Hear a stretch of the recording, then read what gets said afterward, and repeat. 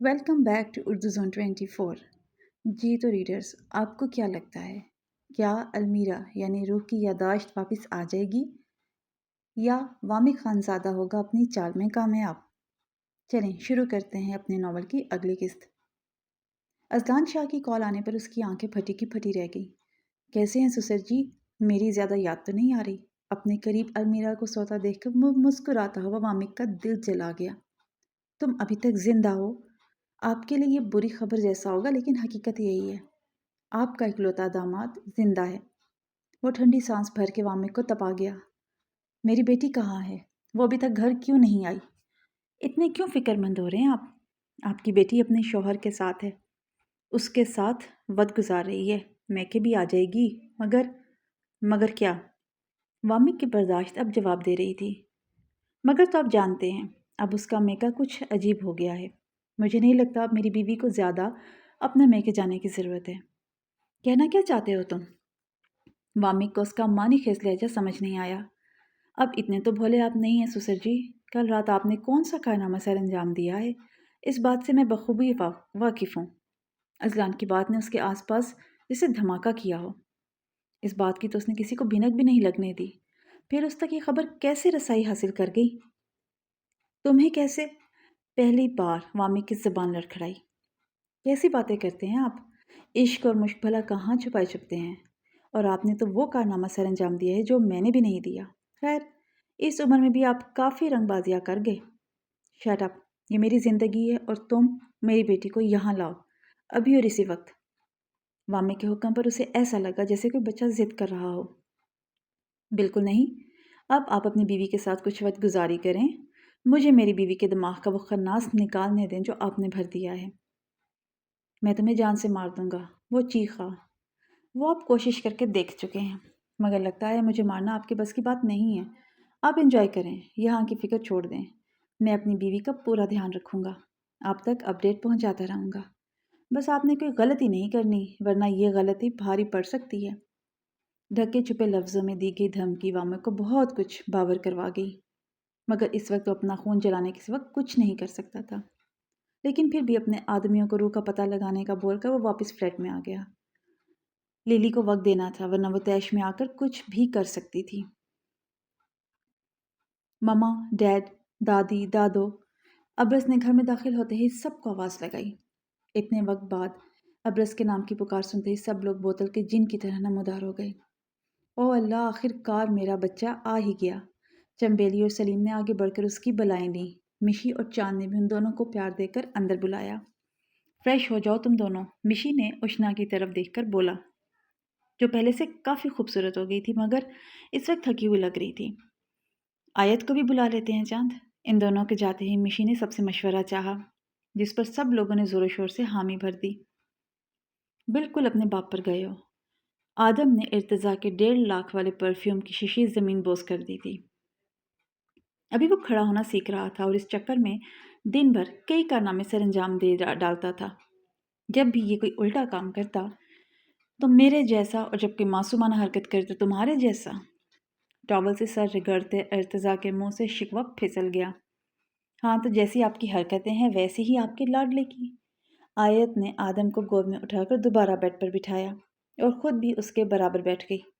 इर्तज़ा ने आयत के करीब बैठकर उसके कंधे से बाल हटाए और सुलगते होंठों का लम्स आयत की गर्दन में छोड़ा।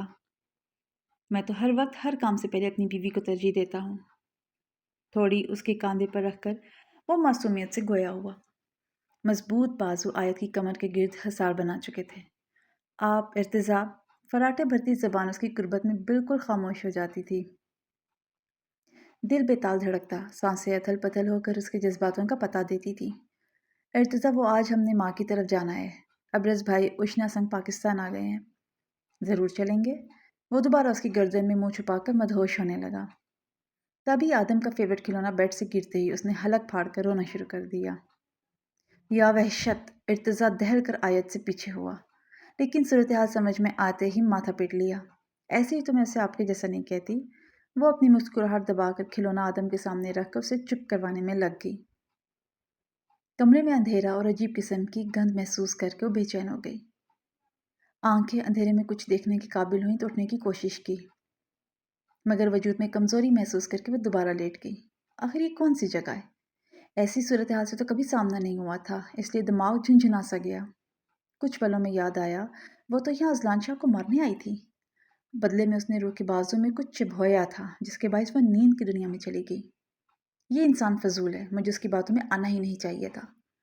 کیسی ہو میری جان؟ وہ بیڈ سے اترنے ہی لگی تھی کہ اذلان ٹرے میں ناشتہ سجا اس کے قریب آیا۔ المیرا نے کھا جانے والی نظروں سے اس کی طرف دیکھا۔ مجھے فضول القابات نوازنے کی ضرورت نہیں ہے، میرا نام روح ہے، مگر میں تو آج کے بعد تمہیں المیرا یا میری جان کہہ کر ہی مخاطب کروں گا۔ زیرو بلب میں بھی وہ اس کے چہرے پر پھیلا غصہ اور غضب بخوبی دیکھ سکتا تھا۔ میری گن کہاں ہے؟ مجھے کیا معلوم؟ وہ انجان بن کر ناشتے کی طرف متوجہ ہوا۔ ناشتہ کر لو، بریڈ پر جیم لگا کر اس نے المیرا کی طرف بڑھایا۔ وہ مشکوک نظروں سے اسے گھورنے لگی۔ مجھے اس میں زہر ملا کے کھلانا چاہتے ہو تاکہ میں مر جاؤں اور تم بآسانی چھوٹ جاؤ؟ استغفر اللہ، بدگمانی کی بھی حد ہوتی ہے۔ اذلان نے اس کی سوچ پر افسوس کیا۔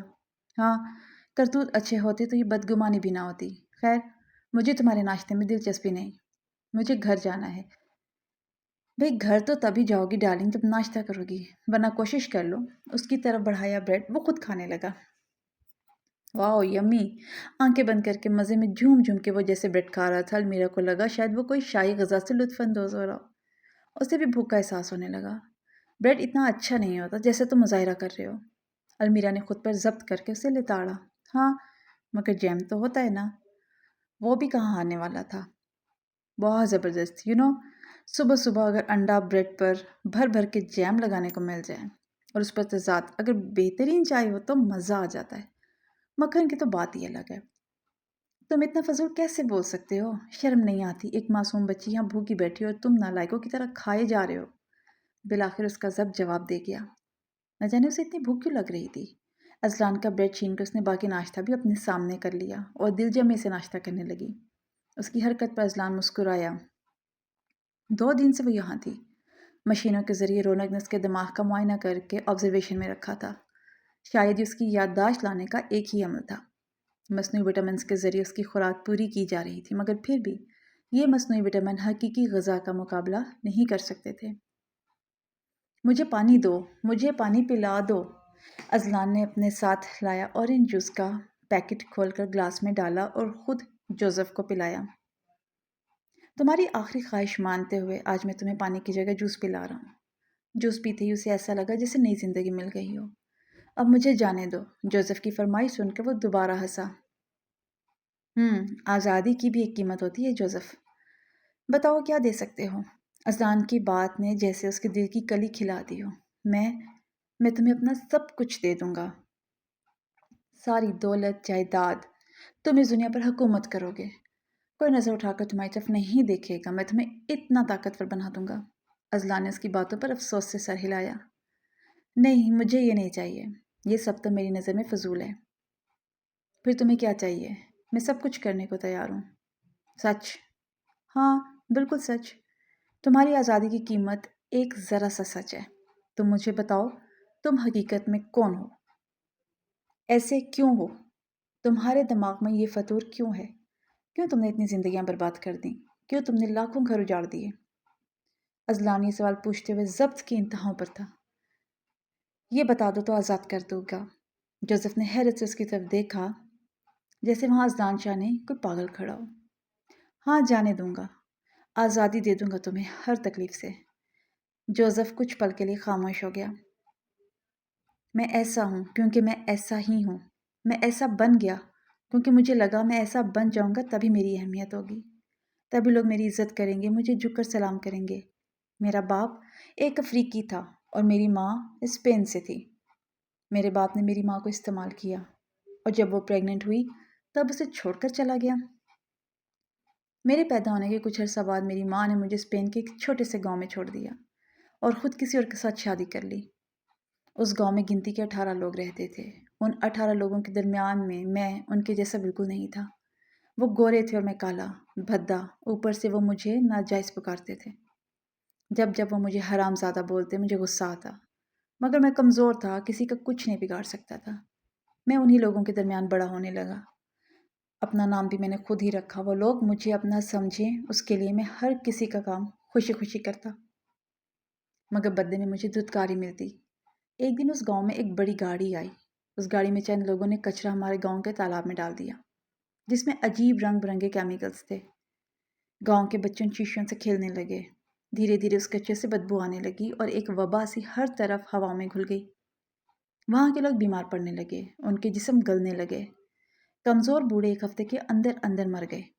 میرے ساتھ بھی کچھ ایسا ہی ہونے لگا۔ دھیرے دھیرے وہاں موجود تقریباً سبھی لوگ مر گئے، جو چند بچ گئے تھے وہ بھی شاید 2-3 دنوں میں مر جاتے۔ قدرتی طور پر میری حالت ان تمام لوگوں سے زیادہ بہتر تھی۔ میں سمجھ گیا یہاں رہنے والا ہر انسان مر جائے گا، اسی لیے میں وہاں سے نکل آیا۔ ایک امیر و کبیر گھر میں نے چوری پناہ لے لی۔ میرے جسم سے آتی بدبو کی وجہ سے وہاں موجود لوگوں کو میری موجودگی کا علم ہو گیا۔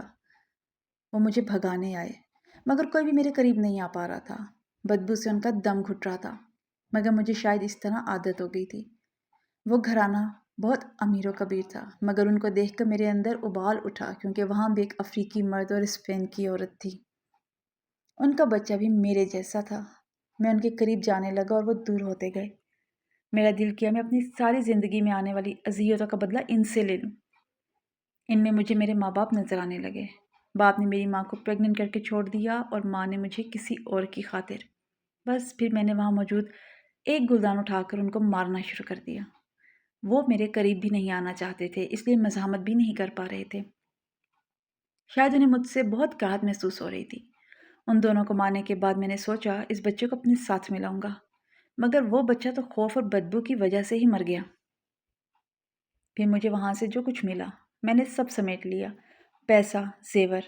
اس دن مجھے لگا میں اپنی اس بیماری کو کیش کر سکتا ہوں۔ میں ایک ڈاکٹر کے پاس گیا، اس کے پاس میرا علاج نہیں تھا۔ میں نے اسے بھی مار دیا، کیونکہ میرے جاتے ہی وہ پولیس کو بلانے لگا تھا۔ جاتے جاتے اس نے یہ بتایا کہ میرا علاج کوئی سائنسدان نہیں کر سکتا ہے۔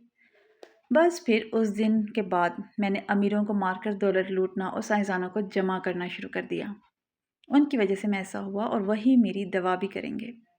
میں بہت طاقتور بن گیا، اتنا کہ اسپین میں کوئی میرے مقابل نہ تھا اور پولیس مجھ تک پہنچ نہیں سکتی تھی۔ بدماش لوگوں کی ایک ٹیم میں نے بنائی، ان کو میں آرڈر دیتا اور پیسے کے دم پر ہر کام ہو جاتا۔ پھر ایک دن میں اپنی ماں سے ملا، وہ بہت خوش تھی۔ میں نے ان کو بھی مار دیا۔ آخر مجھے ساتھ رکھنا نہیں تھا تو پیدا کیوں کیا؟ مارتے مارتے میں نے اس سے اپنے باپ کا بھی پوچھا۔ 2 سال بعد میں نے اسے بھی ڈھونڈ کر مار دیا۔ میں آئے دن سنتا فلاں مرد نے فلاں عورت کے ساتھ زیادتی کر کے چھوڑ دیا۔ میں سب سے پوچھتا آخر وہ ایسا کیوں کرتے ہیں؟ مجھے یہی بتایا گیا کہ عورت کی قربت میں بہت لذت ہے، مگر مجھے عورت سے بہت نفرت تھی۔ خیر، میرا یہ کام چلتا رہا۔ میں وقتی طور پر ٹھیک ہو جاتا مگر پورا ٹھیک نہیں ہوتا۔ ایک دن مجھے ایک عورت نے گالیاں دے کر دوبارہ حرامزادہ بول دیا۔ پہلے تو میں کمزور تھا اور اب میرے پاس طاقت تھی۔ پہلی بار میرا دماغ بند ہوا اور میں نے اس عورت کی عزت لوٹ لی۔ وہ عورت مر گئی، مگر مجھے بہت سکون ملا۔ اس دن میں جان گیا سارا زمانہ عورت کے پیچھے کیوں پاگل ہے۔ عورت ہے ہی ایسی چیز، مگر مجھے تو کوئی عورت منہ ہی نہیں لگاتی تھی۔ لیکن اس دن کے بعد مجھے عورت چاہیے تھی، اس لیے میں مردہ عورتوں کے ساتھ جنسی تعلقات بناتا تھا۔ اسی لیے میں جس بھی ملک میں ڈیرا ڈالتا اس کے لیے قبرستان کا انتخاب کرتا، کیونکہ وہاں عورتوں کی لاشیں آتی تھیں اور میں ان کو قبر سے نکلوا کر ان کے ساتھ جسمانی تعلق بناتا۔ جوزف کی باتوں پر ازلان کے دماغ کی شریانیں پھٹنے کے مقام پر آ گئیں۔ تم جانتے ہو میرے دل میں ایک حسرت ہمیشہ رہ گئی۔ اس نے ٹھنڈی آ بھری وامک کی بیٹی کو لانے کے لیے۔ جب میرے آدمیوں نے 2 گاڑیوں کو گولیوں سے بھون ڈالا تو ازلان کا روم روم سماعت بن گیا۔ اس دن اس ایک گاڑی میں روپ کی رانی بیٹھی تھی۔ زندہ تھی وہ، مگر شاید زخمی تھی۔ اسے دیکھتے ہی من مچل گیا۔ مجھے کوئی دھیان نہیں رہا کہ وہاں ہم وامی کی بیٹی کے لیے آئے ہیں، مگر اس روپ کی رانی کو وہ آدمی اٹھا کر باہر لایا۔ میرے دل میں آگ جل گئی۔ سلطان کو اشارہ کر کے میں نے اس سے گولیاں مروا دی۔ آخری گولی میں نے چلائی۔ وہ کافی ڈھیٹ انسان تھا۔ میں نے مارا تبھی مرا۔ وہ پاگلوں کی طرح آپ کی بار ہنسا۔ ازلان کے جبڑے کی ہڈیاں ابھر کر باہر آنے لگیں۔ ضبط کے مارے مٹھیاں اتنی زور سے بند کی کہ پورے بازو کی نسیں ابھر آئیں، مگر وہ پری پیکر مجھے نہیں ملی۔ اس کی قبر کے آس پاس میں نے بہت پہرے لگوائے، مگر اس کی قبر کے پاس ہر وقت کوئی رہتا تھا۔ پورا مہینہ گزر گیا، مگر وہ روپ کی رانی، سالے، کتے، حرامزادے، ازدان نے پوری قوت لگا کے اس کے جبڑے پر مکہ مارا۔ جوزف کے جبڑے کی ہڈی ٹوٹ کر اس کا منہ ٹیڑھا ہو گیا۔ خون چھلکاتی آنکھوں سے اس نے جوزف کو دیکھا۔ سالے حرام کی پیداوار ہی رہا، بے غیرت، ماں تھی وہ میری۔